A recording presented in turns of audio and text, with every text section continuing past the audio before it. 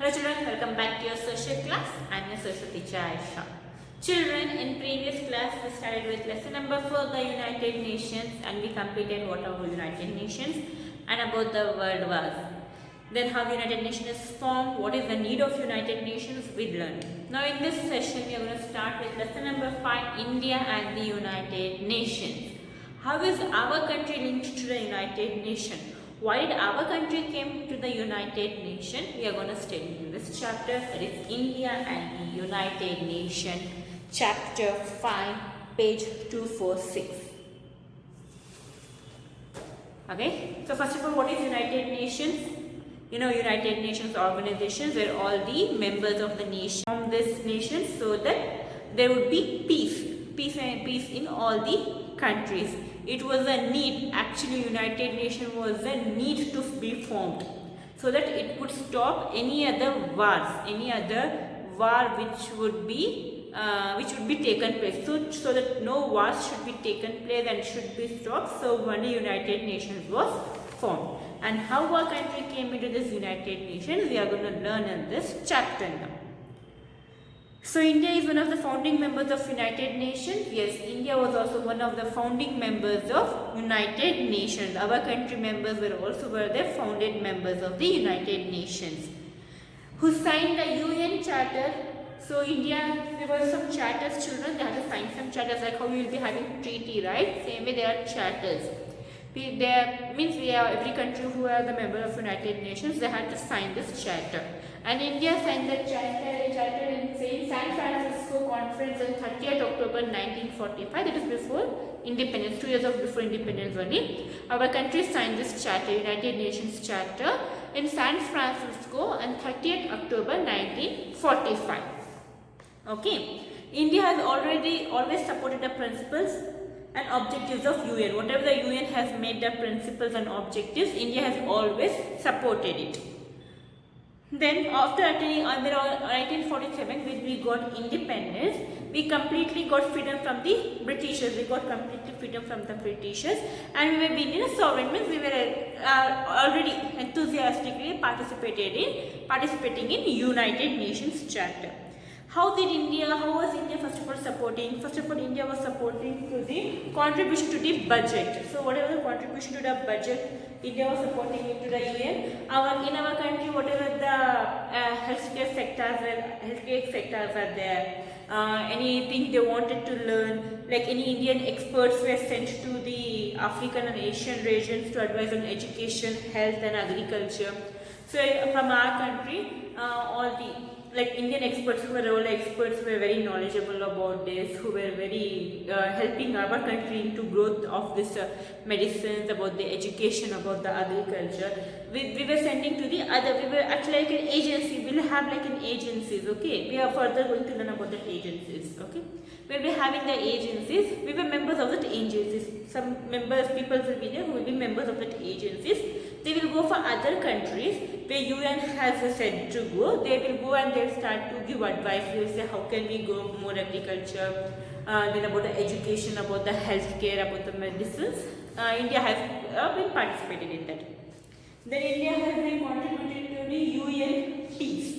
UN peace is nothing but as sending the armed forces, army forces such as Middle East, Korea, Congo, Cyprus for maintaining peace. If they want any help, other countries want any help, so obviously UN will ask members of the chartered company members, they will ask. So our country was also sending the armed forces for the countries for maintaining peace. Then India opposed the discrimination of blacks or the whites. So India was also opposing there will be no blacks, no whites, everyone are equal. So India also opposed the discrimination between blacks and whites, black people and white people. Okay. Due to the pressure of UN countries like India, apartheid was abolished from South Africa. So due to the pressure, apartheid. If you remember what was apartheid, I already said you in the chapter 5. What is apartheid?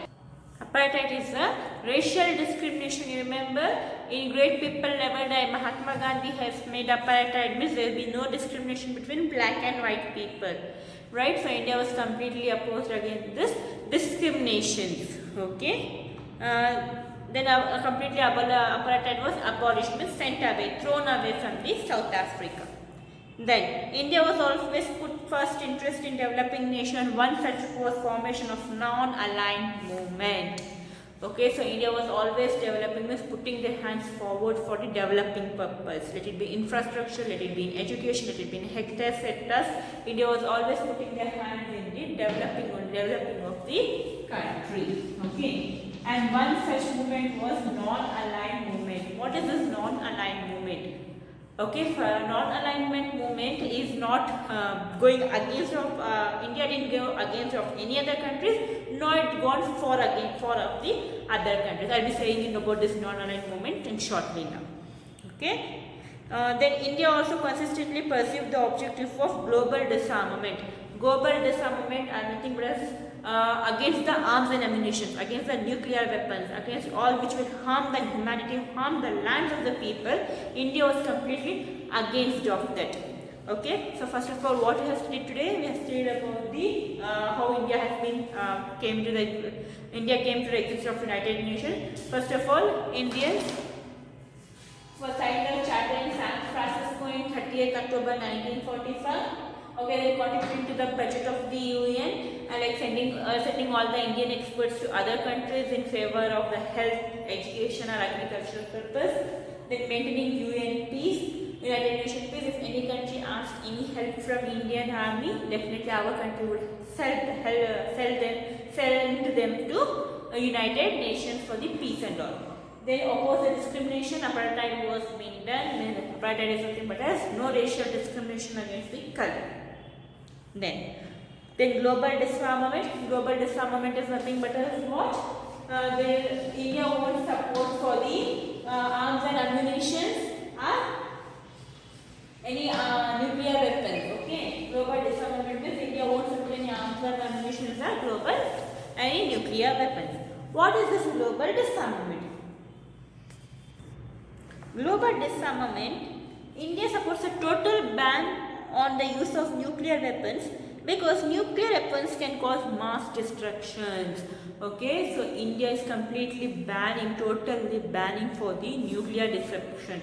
There will be India won't at all support for the nuclear destruction because it is very harmful for the environment and for the people also, because people will get killed, right? This is called global disarmament. India is also a member of almost all UN agencies. So whatever the UN agency, United Nations has formed the agency like UNICEF, WHO, UNESCO, FAO, World Trade Organization, WTO. So India is almost member of all these agencies. Some prominent Indians have led the agencies of the UN from the forefront. Vijayalakshmi Pandit as the President of UN General Assembly. So in our country also, many of the leaders came forward and they made a withhold stand in the United Nations. One such leader was Vijayalakshmi Pandit. She was the President of UN. Okay, one time even she was the President of UN. Okay, and the General Assembly was Maulana Abdul Kalam Azad and Dr. Radhakrishnan as the Chairman of UNESCO, Rajkumari Ambedkar as the Chairperson of WHO, Sir V.R. Sen as the President of FAO, Homi Jahangir Baba as Chairman of Atom of Peace Commission, B.N. Rao and Nagaraj as Judges of International Court and Justice. See, in this short, how many members of Indians are present in the United Nations? So, who and all were there from our country? First is Vijayalakshmi Pandit as the President. Okay, children, who were there? First is Vijayalakshmi Pandit. She was the President of United Nations of General Assembly. Have learned about the Trusteeship Council, General Assembly, and about the Trusteeship Council, Security Council. We have read, right? The trustees then. See, Vijayalakshmi Pandit was the President of General Assembly. Then Maulana Abdul Kalam Azad and Dr. Radhakrishnan were Chairman of UNESCO.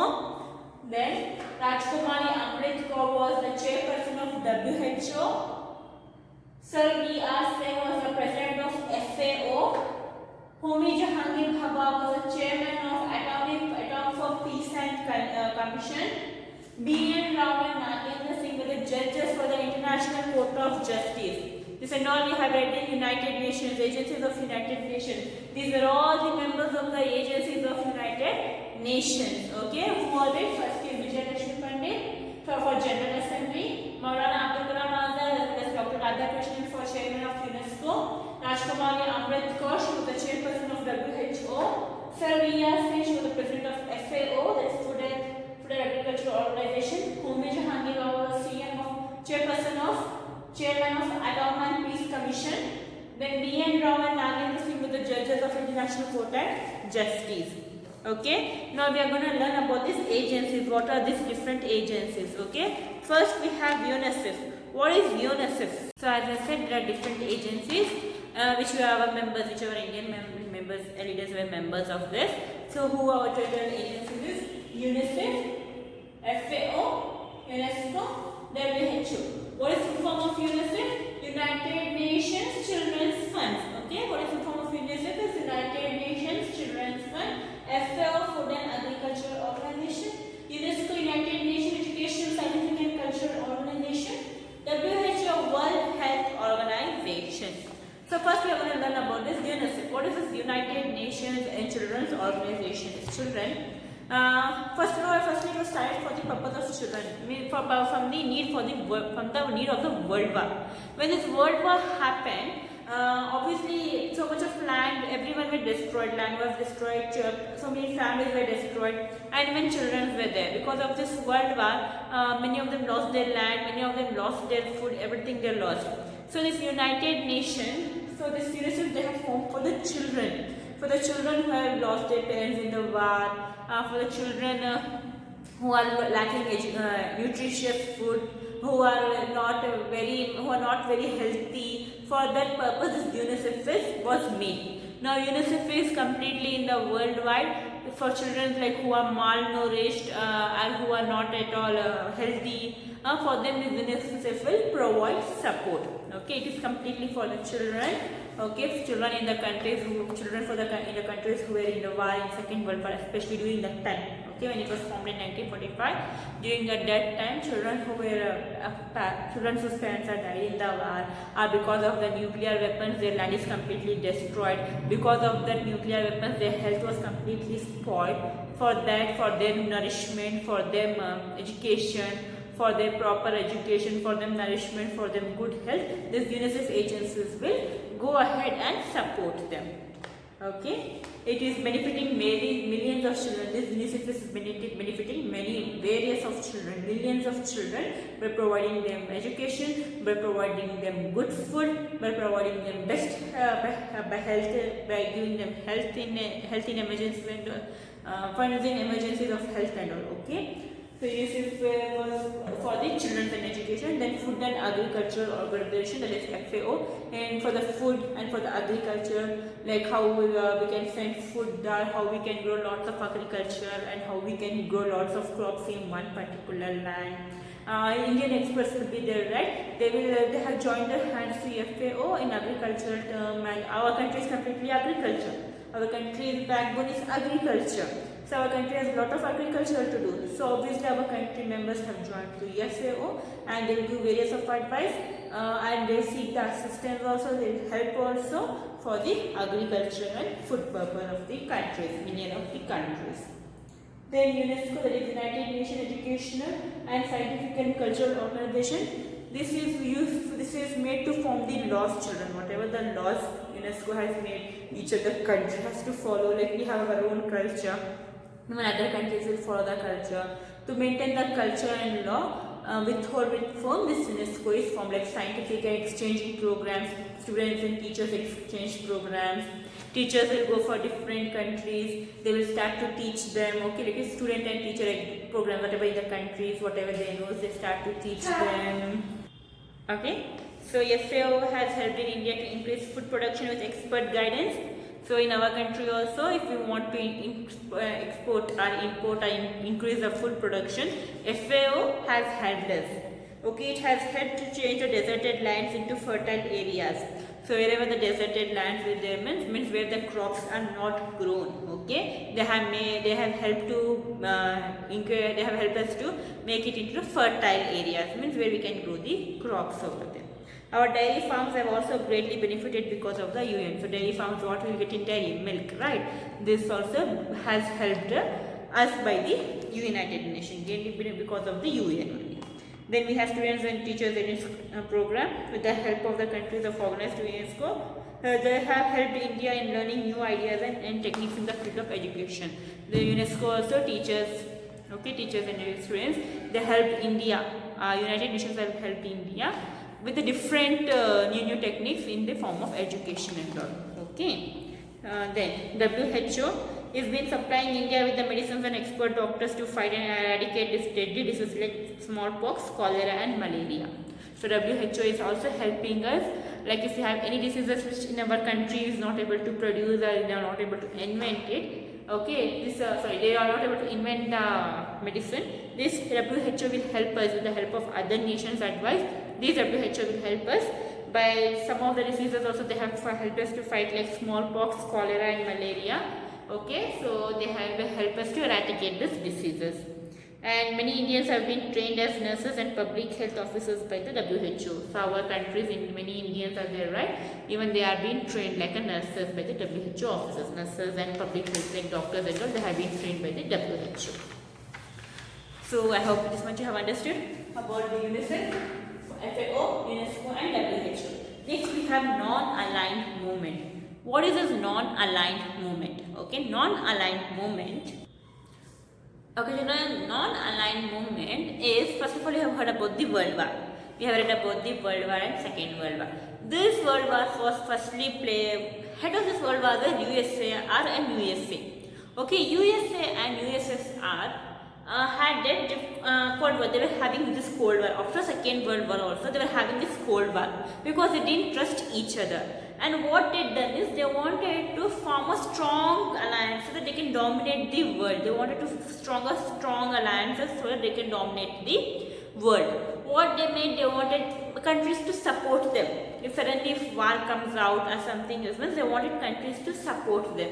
USA and USSR were forming their own leagues they used to form. They used to take the countries and they wanted the countries to support them. In case in future if opposite countries starts to war, our country and whoever will support us will have the enough support and they can dominate, because they didn't trust each other.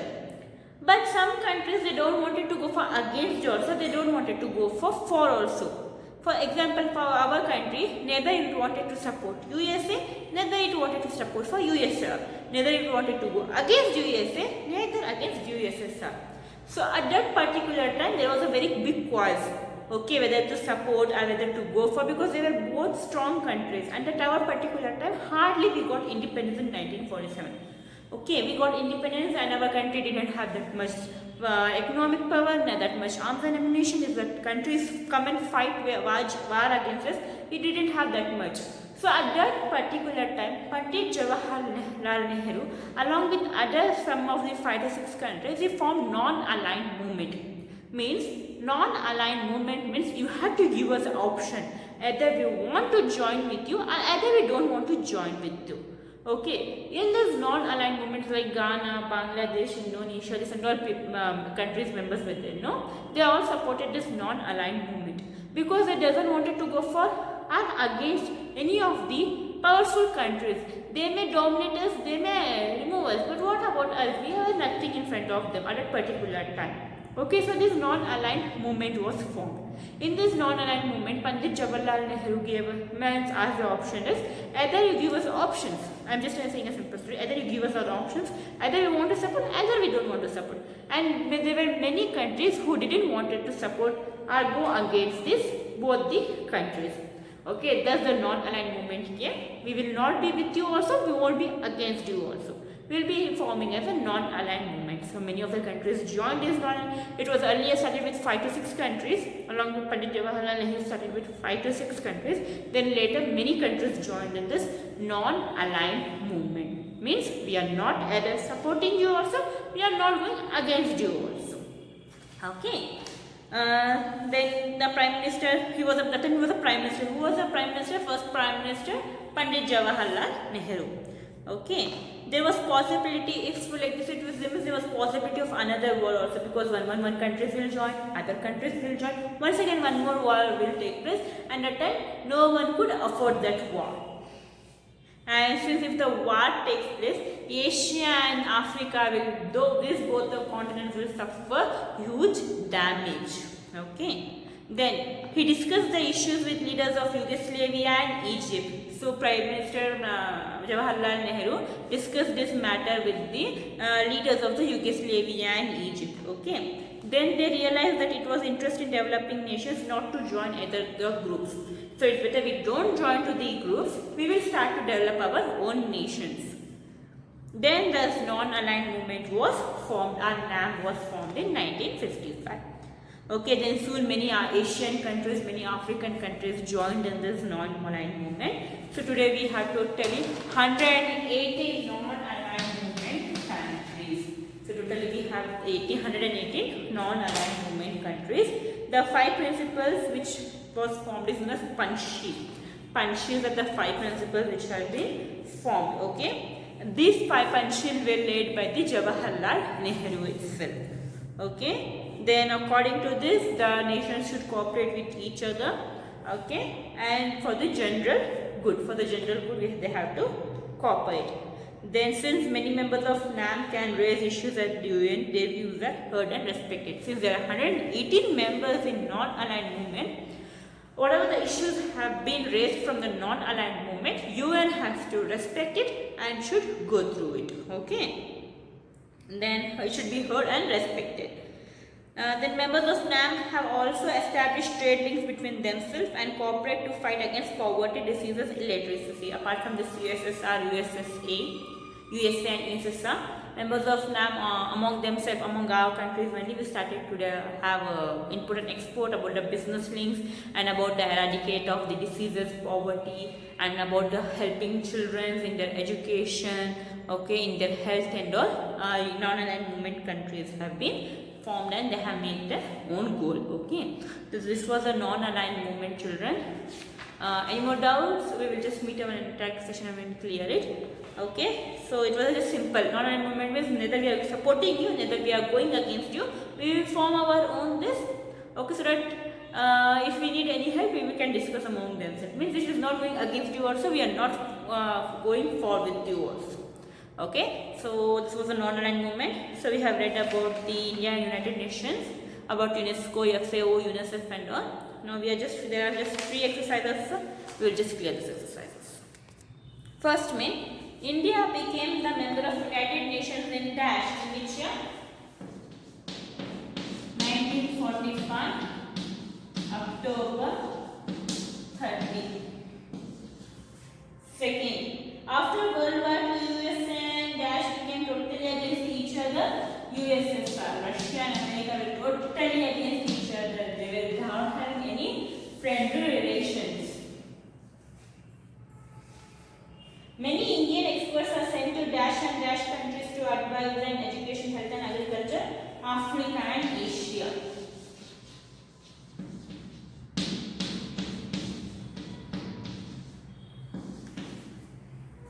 India opposed a dash of blacks and hands of white, discrimination.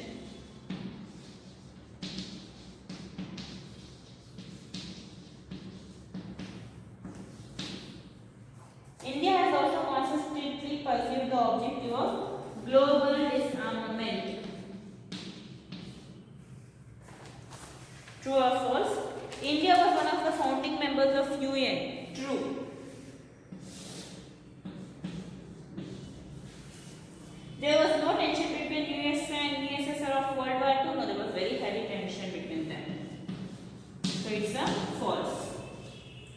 Today, more children now in India go to school due to UNICEF efforts. True. India has sent its armed forces to sensitive countries for battle. False. It has sent for peace, not for battles. India has never sent any armies for the battle. Okay. Jawaharlal Nehru suggests nations should not join superpowers. True. Match the following. Vijaya Lakshmi Pandit, she was the President of UN General Assembly.